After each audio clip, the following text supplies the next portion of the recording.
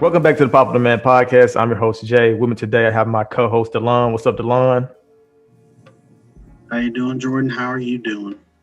Doing great, Delon. And join us today is guest features. We have the homie Dre. What's up, Dre? What's happening, man? Jay-Z the GOAT. Just make sure everybody know that. But, you know. And we have Kendra joining us. What's up, Kendra? Hey, how's it going? Nas is the GOAT.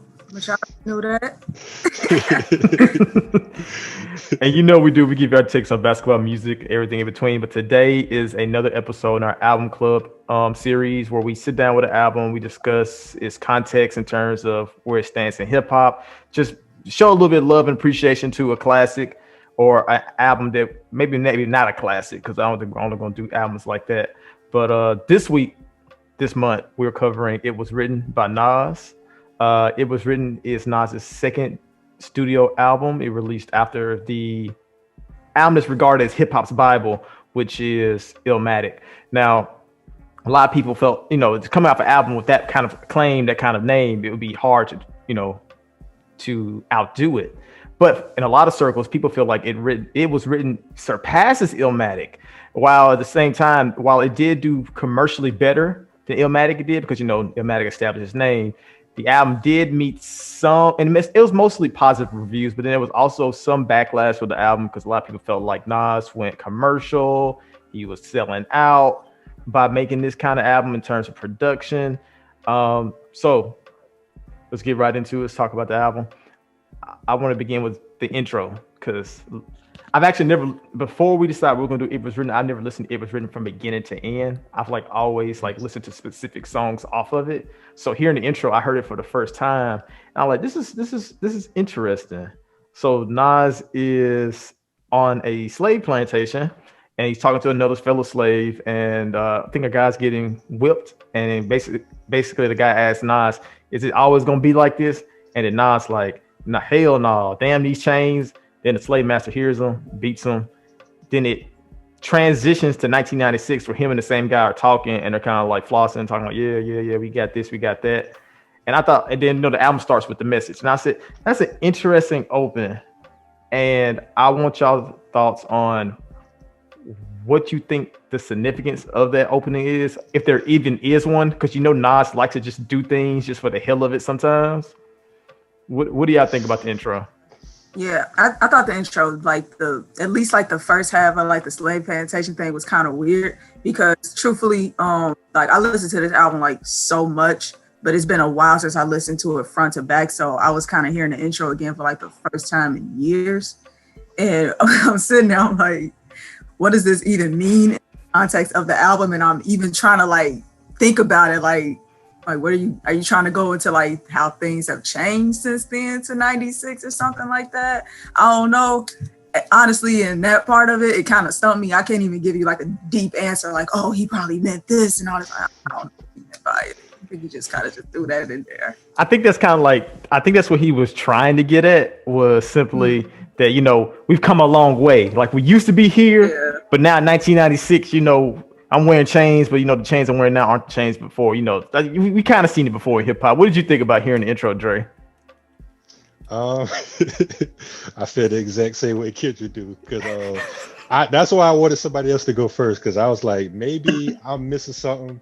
Maybe there's some broader significance. I know Nas is kind of a deep thinker at times, so maybe it's something I missed. But because when you sent the questions yesterday, I was like, okay, let me listen to the intro. And I was just like, I have no idea what this has to do with the rest of the album. I think this would have been better for some of his later projects, like the Untitled album. Mm-hmm. Yeah. Maybe that'd been perfect. That skit would have made more sense. But for this, it was it's kind of random. So I don't really know. I'm gonna have to ask Nas one day if I ever see him, because I don't know. Delon, as a fellow deep thinker like Nas, what did you glean from this intro? I kind of just took it within the context of the album. I did try to search for that deeper meaning. What the best connection I could find was, them in that hopeless situation, and then the last song on the album is "If I Ruled the World." So I kind of took that as by the end of the album, it's kind of, it kind of seemed like the beneficial things that you could do. Mm-hmm. Just a nice little tail on it. And I'm glad you actually put like a real spin on it, Delon, because I was sitting there, I was kind of counting on Tommy to be here. I feel like he was going to actually do a real good job of that. But like thinking about like with how people saw this album, like they saw Illmatic as raw, they saw it as like from the streets, like it was true to Nas's character, and they saw this album as more of a departure from that, more of like, you know, blinged out Nas. So I thought like this intro kind of, if Nas was going for that, if he was going for that sound, that depiction of himself in It Was Written, you can kind of say that maybe Illmatic represents the first part of that skit, and then like where he is now on It Was Written is what he was trying to portray in that on the second half. You know, that's a stretch though. Just want that kind of makes sense though. Yeah, that makes a lot of sense. It makes sense, but you know, at the same time, not to be like, nah, man, I just wanted to do slave skit at the beginning. No, hey, he has a tendency. He does. He has a very strong tendency of just doing things for just absolutely no reason. So I was like making sure I didn't miss anything. And I said that'd be a cool way to open it up. Sorry, this album is phenomenal. Listening to it from beginning to end, there's a lot of songs on here I forgot were originally on It Was Written, and there's a lot of music on I just actually never heard before listening to it. But the ear-catching song, the song I'm pretty sure that everybody knows, is I Gave You Power. The famous song where he raps from the perspective of a gun throughout 3 verses. Hearing this and also a culmination of other songs on this album, it really reinforced the idea. Even like I listen to Illmatic a lot. It Was Written is like I said, it's my first time like really going through it. But even listening to Illmatic, I said, wow, Nas is a very good storyteller. Hearing I Gave You Power along with a couple of other songs in this album, I thought to myself like, wow, Nas might be the best storyteller in hip hop. Guys, is Nas the best storyteller ever? And was it this song that made you feel that way, or maybe another song? As far as greatest storyteller ever, if somebody walked up to me and said Nas is the best storyteller ever in rap, I wouldn't argue with him. I wouldn't call him crazy. For me, and it's probably a little bit of bias, but I would probably say Lupe is the best storyteller ever, just from his creativity and how he can turn whole albums into stories. And you know, when I was thinking about that, it's funny because on Lupe's Food and Liquor, and the song Hurt Me So, he mentions Nas's It Was Written in the mix of my realities and feelings. So he's really a Nas baby. And to go even deeper, I was watching Nas's Drink Champs interview, and Nori asked Nas, has there ever been somebody you listen to that sounds like you? And the first name he said was Lupe. So how that all comes together. But I think Lupe is kind of obviously a disciple of Nas, and he took what he did like a whole another step forward, like creating whole new worlds and universes and characters that transfer from album to album and things. But I mean, Nas is probably number 2, or it might be like a 1A 1B thing, honestly, because I mean, this Rewind, Small World, Undying Love, I mean, he got plenty of elite stories, so he's definitely in that top echelon when it comes to storytellers. What do you think about that, Kendra? I definitely agree. He's personally my favorite storyteller ever, honestly. And it's a funny thing because I Gave You Power is not the first Nas storytelling song I ever heard. It was actually Undying Love. Mm-hmm. And the song, I was like, yo, this is probably one of my all-time favorite storytelling songs ever, because it's like, not too many people can paint a picture or a movie in your head like that. You know what I mean? Mm-hmm. But it's like, even when you go back to like his other stuff that he has done, like even like everybody knows I Gave You Power. You can go back to like more deeper cuts, like Seiko's story from like Street's Disciple. Like, mm-hmm. I think he's the best in that category. People will probably say Big as well. If you're talking to a more older crowd, will probably say Slick Rick is like the greatest. But Nas is definitely my favorite storyteller. The only thing with I Gave You Power is, and I want to see if y'all agree with me. Do y'all feel like that intro at the beginning of him telling you that the gun was necessary? No. It would have made it so much better if he hadn't. It would have. I always felt that way. What's funny about that is because he did this album mostly with the Trackmasters. They did a lot of songs on this album. The Trackmasters wanted him to take the intro off, because they was like, that'll make the song hit more. But Nas was Yeah. worried that people wouldn't get it, so he kind of underestimated the audience. So that's why he put it on there. But yeah, I feel like it would have punched. I feel like it would have like punched more because like at that end when you hear her mad shot screaming, "Now I'm happy till I feel somebody else grab me." People like, "Oh, he's talking about a gun." Yeah. It's still a 10 out of 10 song, but it's just like it would have like hit even harder if he did not put in that intro. Like I could imagine hearing it for the first time, sitting there thinking like, bro, what the hell is he? Wait, is he a gun? like that'd have been a cool realization rather than him telling me he's a gun. I'm like, oh yeah, I see it. That's cool. Like it'd have been a greater experience the first time hearing it. Delon, what about you? What do you feel about Nas being the greatest storyteller ever? Did I Give You Power make you feel that way, or maybe a different song? Well, one thing that I would like to say is I really appreciate our generation, and especially you three, because no one had to step here and lie and say that they think the Slick Rick is the best storyteller of all time. And I'm glad that we as the people have moved beyond that. But yeah, man, I was honestly, I was going to say Lupe as well. My thing is they do two very different things. They both do it, and they both do it very elite. But I think Nas might be better at that. The creativity from song to song. A lot of people have the creativity over entire albums, which is a talent in itself. But for you to wrap a bow on just one song and have like a super profound oh shit moment, which of course that would have been so much better on I Gave You Power if he didn't mention it at the beginning. But the thing is, if they would have removed that intro, it would have actually leaned in a little bit more of what I like from Lupe. He gives you so much, and there's so much that's up for interpretation. If he would have removed that intro, you probably could have said he's a gun. You could also say, well, it could be like a metaphor for like just a little nigga on the street that's that like some OG got to do something like this. But because we explicitly said you are a gun, it's like, damn. But Lupe will leave that room for interpretation. Like this song can mean so many different things. It could be so many different alleys. Now I'm gonna tell you what the fuck's happening in that song. All right. He's gonna be like, hey, this song's a rewind. Now watch. Because niggas can't do it. So it's still impressive because other people can't do it. So you just kind of sit back and all, but yeah, it just depends on what you want. I'll say Lupe and Nas. This is not. I'm pretty sure it's not the first Nas song I heard, but it's probably like the Nas song that made me go like, "What the? Like, what did I just hear? Like, I can't believe what this guy just did on a track." And I think hearing the song made me realize there's different levels to storytelling at that, because there's those who can just tell the story. Like he says, this event happened, this event happened, this event happened. I feel like at the core, that's what hip hop generally is. Like there's a lot of like, I think almost most rappers can tell you a story about their life and to tell you about an event that happened. Then there's the storytellers, which I think this is what Kendrick Lamar did on Good Kid, Mad City, where he's able to like tell you that the song he was listening to, the car he was driving in, the people he passed on his way to a spot is cinematic to the point that he's painting the entire picture of the event that took place. And then this is also something I think Kendrick could do.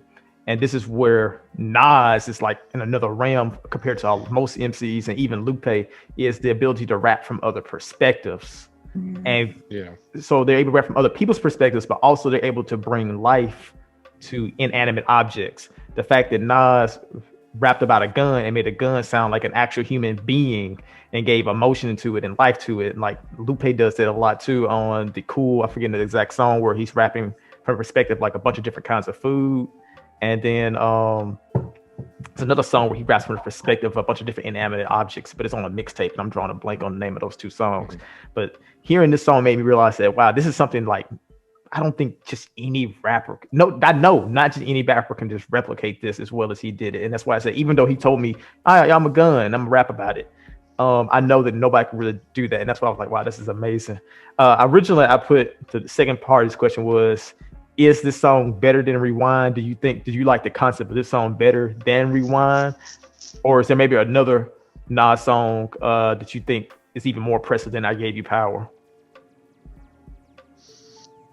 That nigga Nas on Rewind said, and never mind. There was some wild bars in there. There's some wild bars in Rewind. So just you know, yeah, you know what I'm talking about. So I'm gonna have to give it to I Gave You Power off that. Yeah, I feel like Rewind is like a little bit more. I don't want to say impressive. I think it's just the fact that he's like rapping a song and like rewind to the point where you're like, oh my God, nobody has ever done that before. But I just feel like I Gave You Power is just a little bit more. I Gave You Power, I feel like it's just a better song. I never really eat for rewind. You know, that's not really honestly, as impressive as rewind is, that's not a song I go back to a lot. Yeah, I get exactly what you mean. It's like impressive feat, but then like in terms of like playing and wanting to hear it again and again, like I Gave It Power. Like, wow, this is like, I love hearing the song, the beat and everything. What about you, Dre? Is there another song besides those two, or do you think you gonna give it up to I Gave You Power? As far as I agree with Kendra, I think Rewind is the more impressive feat, you know, from storytelling. Because I mean, I can't think of nobody who told a story backwards before that song. So. But as far as the actual song, I mean, I Gave You Power is probably top 5 Nas for me, honestly. I mean, that Primo beat is just nasty. So, yeah, I got to give it up to that. I got to say, I Gave You Power is probably his top 1. All right. So moving on to another song on the album, which is titled Black Girl Lost. I've always heard so much about this song, about how Nas did such a great job telling this young woman's story. I heard it, people talk about the song way before I actually heard the song. And now after hearing the song and hearing him tell this story, I'm sitting there thinking to myself, in 2021, I don't even know the way I'm trying to ask this, but I know Daniel, he's not here, but I know he said he actually hates that song. And he said he feels like it was a bit misogynistic. Guys, how did y'all feel about Black Girls Lost? I don't need it coming from Nas.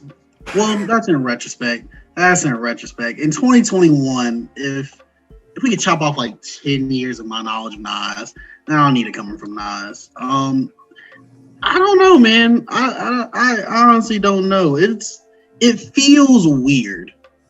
Just out of his mouth. I get what he's saying, and I feel like then it was like a necessary song. I don't know my thoughts on the song. Just forgive me. Okay, so because like I said, the song is him basically saying, you know, respect yourself, take care of yourself. Like, you know, if you don't, they won't. And you don't have to do this, you don't have to do that. But I'm like, you know, but the surrounding songs on the album is him talking about women doing these things. So like hearing it like in the flow of the album, I was like, this is weird. Like you said, it just felt weird. Maybe like the intentions were good, but maybe not the execution of the song. What do you, Dre, Kendra, what do y'all think about that? I agree with you 100%. The crazy thing is, I remember I really did. Like, I used to love the song, and I still do to a certain extent. Like, sonically, I really do love the song. I like when Nas gets into his R&B bag and sing his hooks. Honestly, like that.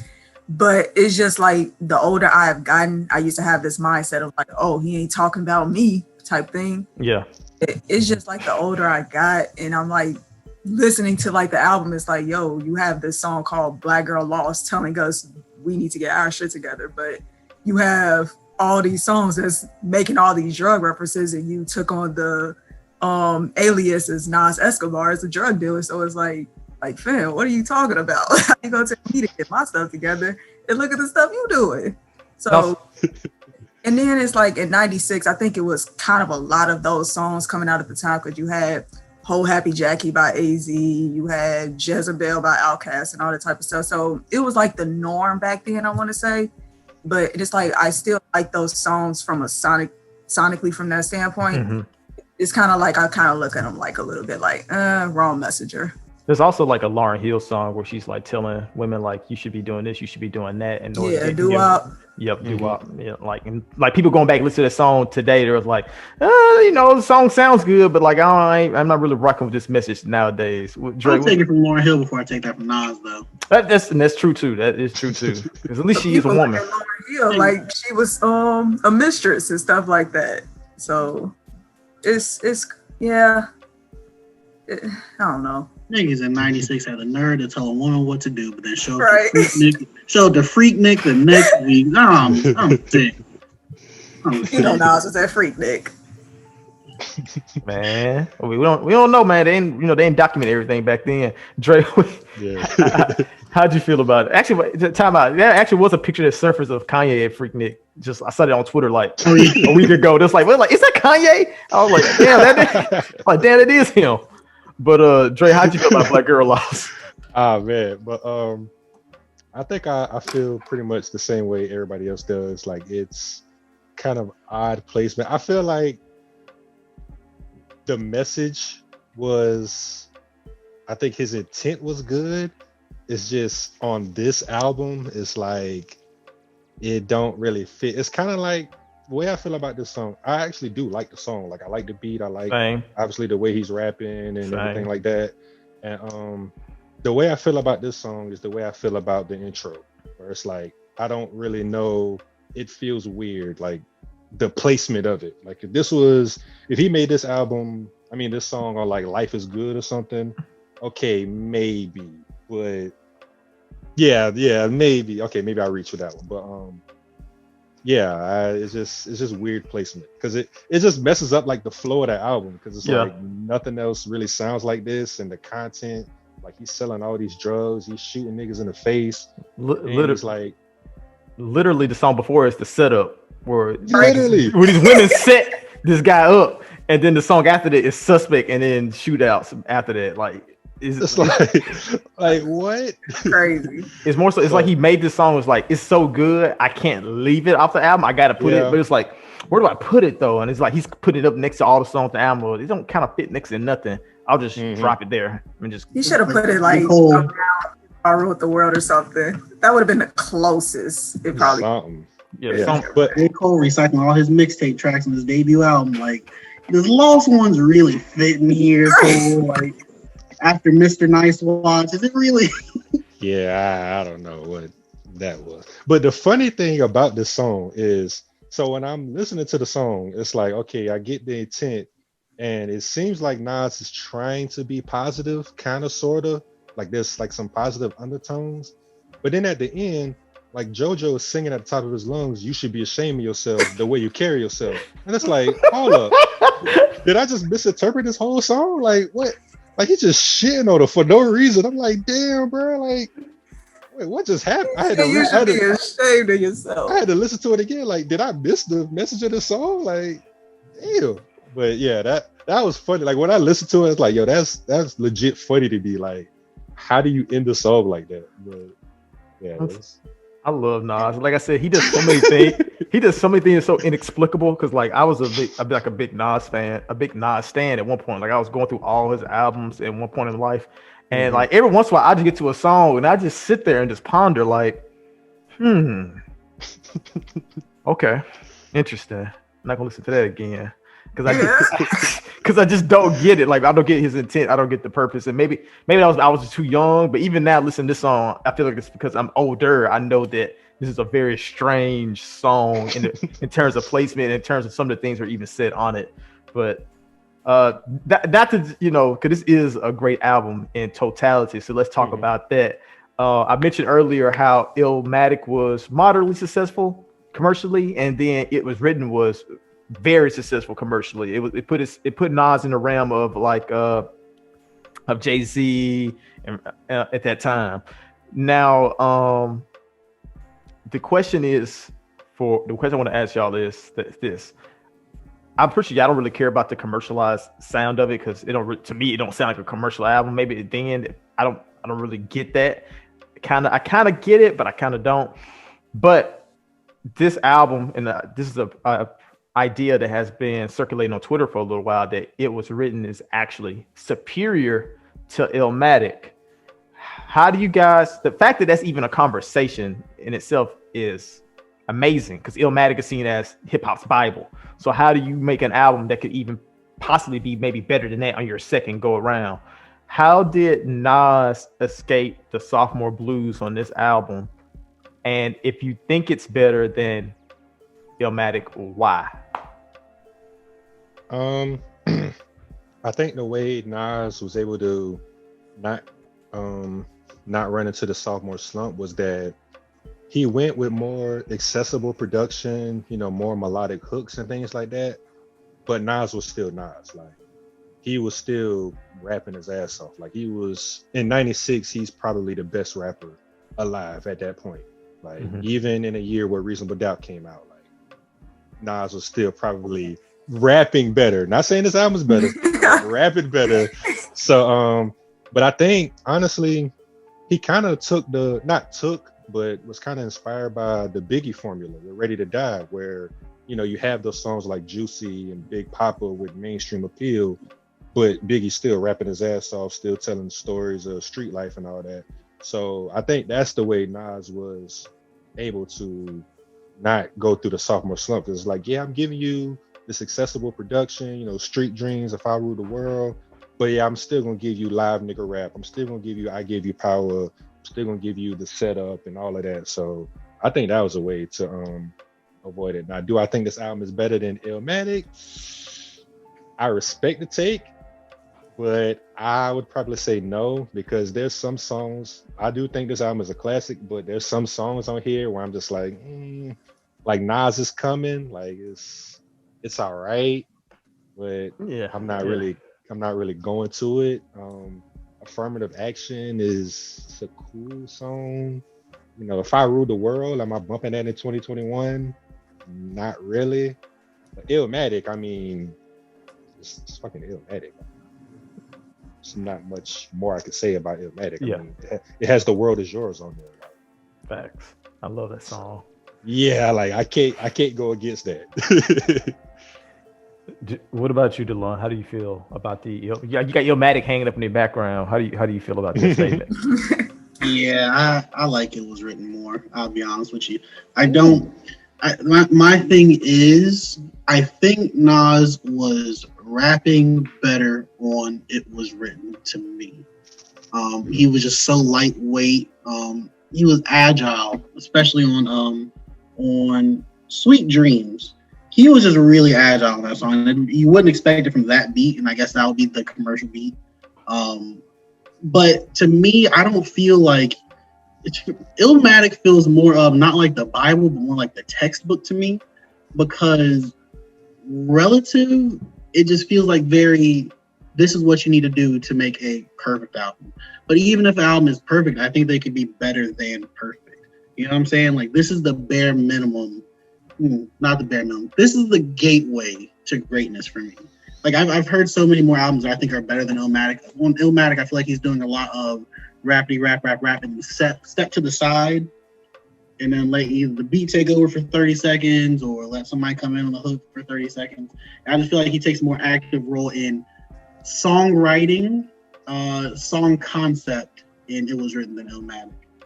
And it's just a better listen for me. But if I was in that mood, or if I want to feel like I'm not in the South, I'm definitely going to go to Illmatic. What about you, Kendra? Yeah, I definitely agree with what DeLon was saying.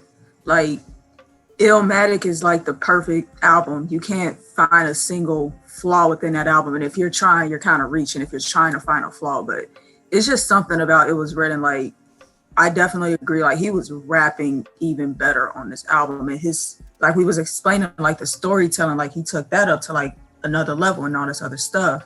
And It Was Written houses like some of my favorite Nas songs of all time. Like, as much as I love Illmatic, my favorite songs aren't on that album. Like, I feel like the run from I Gave You Power to Watch Them Niggas to Taken in Blood is probably one of the best 3-song stretches on the album. I can argue, like, I can't off the top of my head, but I can argue that's one of the best 3-song stretches on this album ever. It's just, like, I can point out the flaws, and then It Was Written, I kind of agree. I don't really care for Nas Is Coming like that. It's about Black Girl Lost, but it's just, like, his flow, like, it's certain songs that I've listened to a billion times that I still can't memorize because of how he was flowing on those songs, because of how, like, it was just, man, I miss this Nas, man, because he don't got We're a long way from this Nas. When last time you listened to King Disease? I'm just curious. Yeah, it's been a minute. It was better than the previous joints we got beforehand, but I mean, it was cool. It like one of his songs. I think the title song randomly came on yesterday. I'm like, oh yeah, Nas did release an album last year. I kind of forgot. But the Cure on that album, like that second half, that's probably I think that's probably the best song on there because that flow he was doing, I was like, this is what I've been missing for ever. But it took 10 years. About that album. Huh? I said it just took 10 years between albums to find it again. But yeah. No, I think, been 30 years, man, I let him live. I think Drake made a great point. This album sounded a lot more accessible than it was written. I know a lot of people who just kind of get into hip hop who aren't very familiar with hip hop, or even though some who love hip hop but aren't that crazy about Illmatic. Their main thing is it sounds dusty, and the production sounds old. Not to say that it was written sound like it was made in like 2011 or anything like that, but the sounds are a lot more melodic, and those melodic tones haven't aged. And so listening to it now, I'm like, okay, I could like bob my head to it. I'm like, okay, this sounds it's very appealing to the ears. So off the rip, it was written kind of, I don't want to say it sounds better than Illmatic, because Illmatic has some all-time great production and / beats that have been recycled and rechopped and used again and again. But just listening to it, it was cleaner. Yeah, it sounds cleaner. Like listening to it from beginning to end, I was like, I'm really enjoying this production. It just sounds fun. It sounds light. And going to what Delon was saying about how Nas was rapping, Nas sounded light. Like he sounded like he was really like floating over some of this production. He was real bouncy. He wasn't just straight rapping. He was like, I'm trying to like ride the beat and use the beat and like use it to the best of his ability. Also, the fact that is how creative he was rapping. His style, like the style, his cadence, the flow, and even just being like creating stories like I Gave You Power, Black Girl Lost, and all the other stories that he was telling. Like I said, the setup. I was sitting there thinking like, wow, okay, I love the rapping on Illmatic. Like it's just straight, but to me, Illmatic's rapping is straightforward to the point. I'm gonna just spit like it's almost like a freestyle with no true theme on each song. Is more like I'm just gonna rap about my life. While it was written, the songwriting and storytelling was a little bit more accurate. That's not the right word I'm looking for, but it was more. So here's an idea, and I'm gonna focus on this idea for an entire song, and I appreciate that on It Was Written. Which one I think is better? It's a tough call because there's a couple songs on It Was Written I don't care for that much, or if at all, compared to Illmatic, where I like almost every song on there. But at the same time, I think there's a lot of things that Nas does better on It Was Written than he did on Illmatic. So I'll probably say 1A, 1B. I'm gonna take the easy way out. It Was Written does not have an NY state of mind. And that's always like when I'm like, dang, which one's better? Just it doesn't have. Thanks. Cool though. I understand why people argue it. Like I do understand why people argue it. Like it just depends on like just the kind of music you just prefer. Like Illmatic, if people say Illmatic is not his best album, it's like, who are you to argue that? But it's just something about It Was Written that just kind of just places it just a little bit above Illmatic for me. Illmatic is still like the quintessential hip hop album of how you're supposed to construct an album, or a traditional hip hop album, if I should say that. Anytime you're comparing classics, and I've said it before, and I'm gonna say it most likely say it again. You're splitting hairs when you're comparing them, because like I said, there are things that he does exceptionally well on Illmatic that he could done better on It Was Written, and vice versa. So before we go on, also, and I know this is like way before, like this is really early. I hate that Sting sample on the message. The one that Juice WRLD used, the shape of your dream, shape my dreams, whatever it is. I hate that sample so much. I never want to hear that again in another hip hop song. Really? Because there's only so much you can do with it. Like, yeah, they never change up the beat enough for it to make sense. Like all you do is add extra drums in the background or something like that. I'm just so tired of it. I do find it boring when other people sample it. I do enjoy hearing it here on this album, but like. I can't, like, I know a lot of people sample it, but I can't think of one time it was used off the top of my head and I like really love the song. I'm trying to think, I can't even think of an example right now. But yeah, that's kind of one of the reasons why I picked Illmatic over It Was Written, because like Nas's rapping was better. If Nas's rapping on It Was Written is a 10, Nas is rapping on Illmatic is probably like a 9.5, 9.6 or something. But we talking, if Illmatic's production is a 10, it was written production is like an 8. It's great production, but there's some beats on there that I'm just like, it's not all that. Yeah. But like every beat on Illmatic is like timeless almost. Like it sounds dusty, but it's funny that an album is called Dusty and it's called those beats are resampled and reused in modern hip hop songs and albums today. So it says a lot about those beats are timeless yet old at the same time. It's weird. Do you think that they use dusty as like a negative connotation? Oh yeah, 100%. Most of the time, yeah. Nothing's ever been called dusty in a positive way.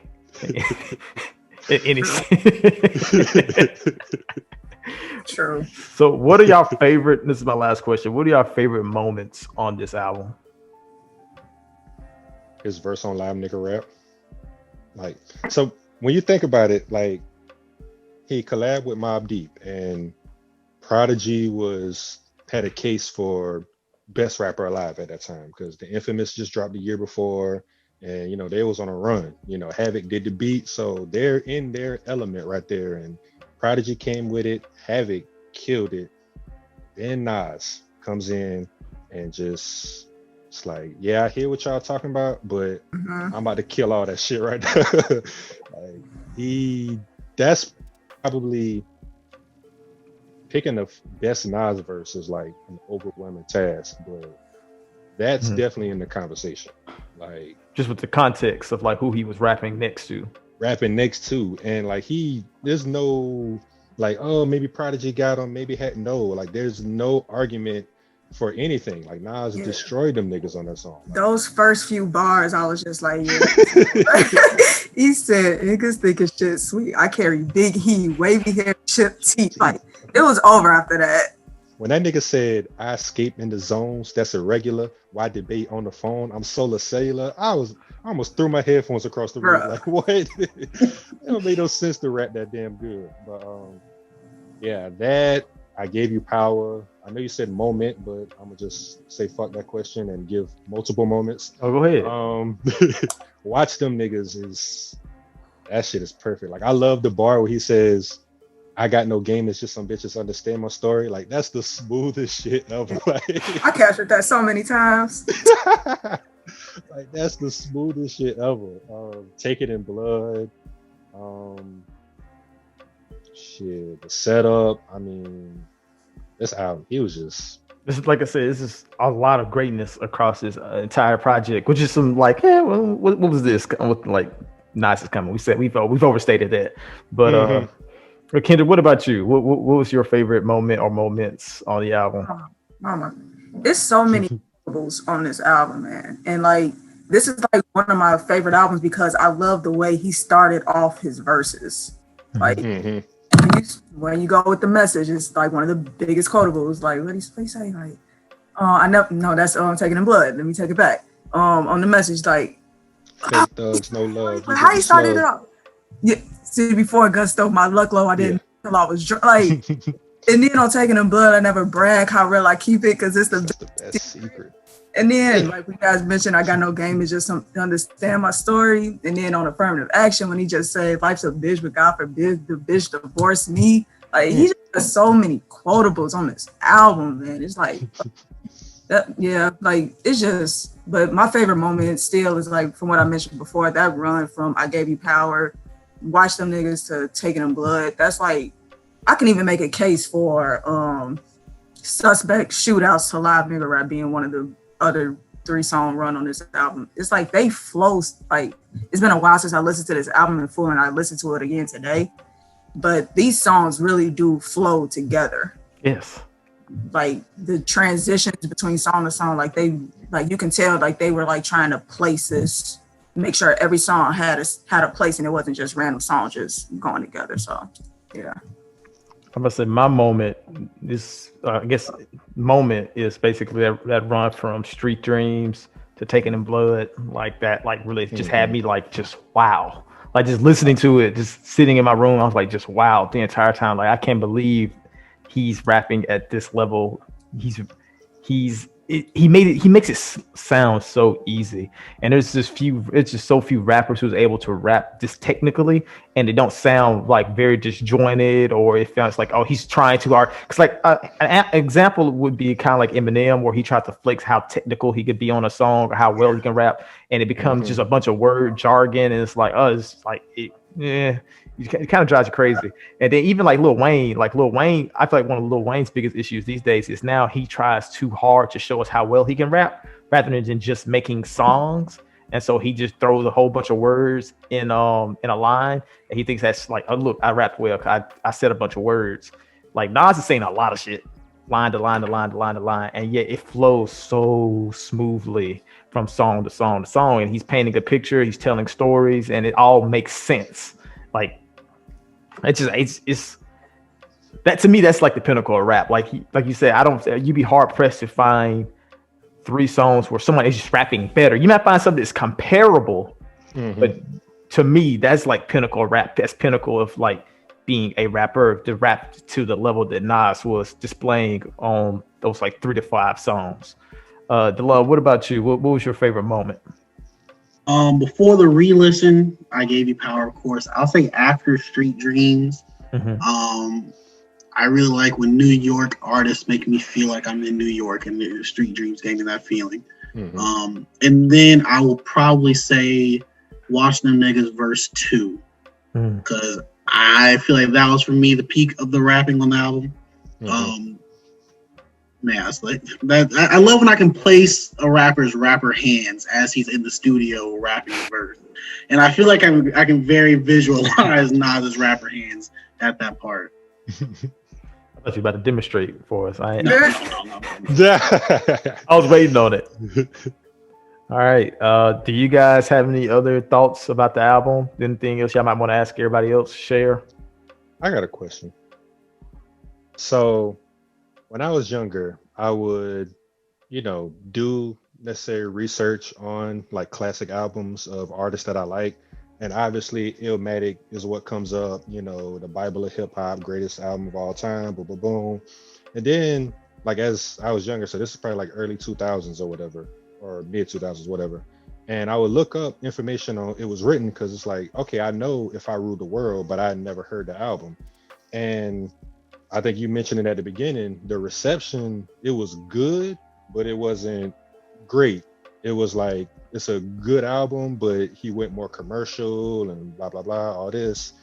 Something changed. I don't know when or why it happened. Maybe this was always the take, because I was young, so I wasn't really having conversations about, this album particularly, but something changed. It was like all of a sudden, the narrative became, it was written is better than Illmatic. And maybe that's always been the narrative, but I was just wondering, like, what kind of changed that? Or was it like was it like the 20-year anniversary or something? Like, does anybody know when that narrative kind of changed? Kendra, I guess this is your area of expertise. You probably I don't know if it was like something in particular changed, because like back then people probably did say like this was like a sellout album and all that other stuff, and I always felt I was born in 96, so obviously I wasn't like listening to this album. I was a family just came out the womb. So but with that being said, it's like I think it was just a matter of like people finally got a chance to actually sit with it. Even when Jay and Nas was beefing, he said it was written was I always felt like that was a lie, but that kind of repeats the reception that album probably had. Like people probably did think it was it, but I just think like once years passed and people saying like Nas is a legend and all this other stuff, people just finally got a chance to actually sit with this album and actually hear how great it is without those negative notions that people back then probably had of it. So it might be like my generation thing where people kind of prefer it was written to Illmatic, because we have the conception that this was just a sellout album. So I think that could possibly be what it is. I always enjoyed this album more than Illmatic, and I love Illmatic, but that's just how I always felt. Expectations can change and shape the way you view and hear an album. There are albums that I listened to in like 2014. No, I remember The Gifted by Wale. I don't know what I expected hearing, like going into the album, but I was surely disappointed when I heard it. I thought The Gifted was not a good album. And then like 3-4 years later, I was thinking to myself, was The Gifted really that bad? I went back and listened to it. I actually enjoyed it. Like I'm not calling it a great album or anything like that. Yeah. But it was clear that my expectations or what I wanted from Wale had changed, and to the point that I was like, okay, this is actually a pretty solid to good album. Like it's not bad. It's like, people call it bad. I think that's what it changed for. It was written. A lot of people were probably looking for Illmatic Part 2 at the time, and when they didn't get that, they thought to themselves like, oh well, this just isn't good. He sold out. Like how could he go right when he should have went left? And I think that now it's probably like around the anniversary, like anniversary probably came up, and then people started going back and listening to it, and they were like, this sounds just as good, if not better than Illmatic. I wonder why nobody talks about this. And I think it's mostly because those people who went and listened to it maybe for the first time, maybe for just the second time, they are so far removed from those expectations and those ideas about what that album was about 10-15 years ago, that they were hearing it with a fresh ear, and they could able to actually make like an actual assessment of how good they think the album was. Delon, I think you're about to say something. Yeah, my thing is, if you look at the other albums that came out in '96, I can see why. that. We got Reasonable Doubt, ATLiens, All Eyes on Me, UGK, Riding Dirty, and Hardcore. I can see how that would like kind of slide down the list. And then in retrospect, when we're not listening to everything in that time frame, I can see how, might give it a little bit more love. That's crazy. 96 was crazy. That was crazy. But because of my research and like the reception that I was reading, I was like, oh well, I don't have to listen to It Was Written because I'm not missing anything. And then so I didn't hear this album all the way through until like 2015, 2016. So because that was my perception, it was like, oh, It Was Written is a sophomore slump for Nas, kind of sort of. And it does make sense. Like when you make Illmatic on the first try, if you make something different, I could see why somebody's like, yeah, like I could see people in '96 being disappointed with this. But the first time I listened to the album, I was like, I don't know what these niggas talk about. This shit, like that shit, one of the rawest albums I ever heard in my life. Like the way he's rapping, like, well, I don't know what these niggas talking about. And maybe I'm not listening hard enough, or maybe I just haven't spent enough time with it. But even then, like the things that make him a sellout for making that album, I don't really hear it.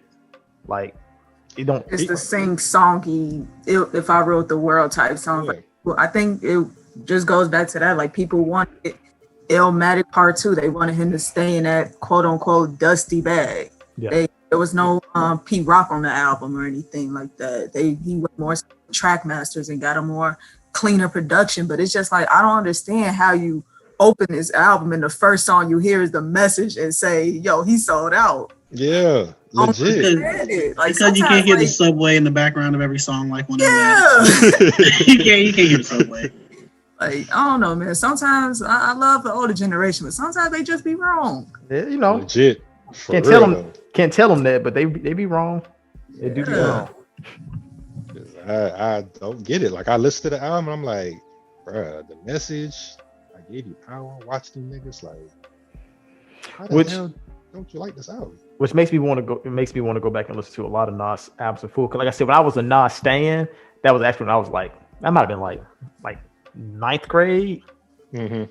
And that was the time where also I didn't understand the importance of listening to the album from beginning to end. So like I would just pick songs off the album and listen to them rather than listening from beginning to end. And also because a lot of times, people said Nas albums aren't good past Illmatic. So I was like, I ain't no reason to listen to the whole thing. So I'll just find the best songs on here and go from there.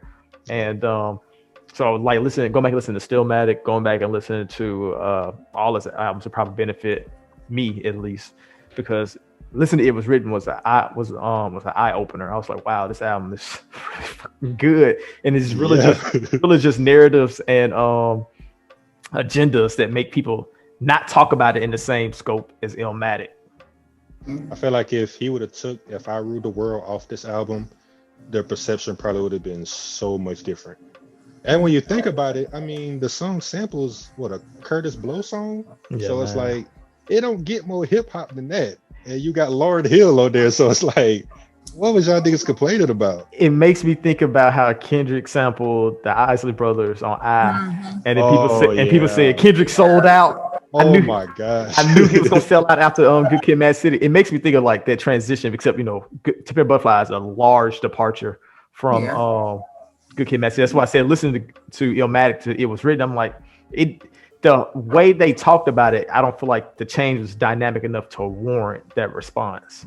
Not at all. Speaking of like those departures, did people used to have that perception of Outkast from Southern Playalistic to ATLians? Because that's even a large departure from that sound. That is a very good question. I don't have the answer for that. I've never heard anyone, like any old head, ever speak ill of any Outkast album until Idlewild. So like, actually, there's a skit on one of the Outkast albums, and I'm pretty sure it was poking fun. I'm pretty sure people were talking about it. So like, first they were pimps, then they were aliens, then they were this. What they gonna do the next album? And I still thought to myself, like, that's how people talk about Kendrick too. And so I'm pretty sure they didn't meet it. It probably just wasn't as loud as what it was written to Illmatic.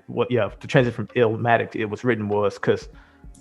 But I'm surprised though, to be honest with you, because like I said, those are pretty drastic changes in an era where artists, I don't feel like made super big shifts like that in sound and style. So it maybe also could be cutting from the South and the people from the South. Yeah, that's exactly what I was gonna say. Like, they already from the South, so they already probably think they weird, and like they probably thought Southern Playlist. They like, what is this country, fucking macaroni and collard greens rap? What the fuck is this?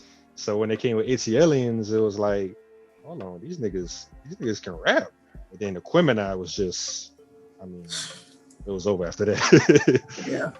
Source had to get that 5 mics. You couldn't deny it no longer. People up north probably were very confused. People down south, like I said, we're a lot more open to artists when they try and do things. So that's probably. They got booed at the Source Awards. Yeah. They won an award and got booed. Was the Source Awards in New York? Yep. Yeah. That's why Andre said what he said. The South got something to say, because they was literally when they were walking up there, they were getting booed. Quit hating the South. I look at them, got probably the best discography in hip hop besides Idlewild. I mean, I don't know them, but it's kind of like a little below there. Yeah. This is completely off topic, but "Quit Hating the South" is one of the funniest songs I've ever heard in my life. Because they just like Pizzy and UGK are just mad as hell in the studio saying, y'all gonna keep saying this, y'all gonna keep saying that, and there's a nigga in the background saying, "Quit hating the South." Like they are dead serious. The entire time they're in the studio, niggas is mad. Niggas fed up, bro. Oh man. But all right. Do anybody have anything else? All right, y'all. That was our It Was Written episode. Hope you enjoyed it. Make sure you give this episode a thumbs up. Make sure you comment, tell us what you thought. Maybe leave in the comment section some albums that you wish that we would do. Like I said, it's a reminder these episodes will be exclusively on YouTube. So make sure you keep coming back to YouTube, subscribe to us, do all those nice things. Thank you all for tuning into the episode of Popular Man Podcast. Tune in next week for the episode of your favorite podcast.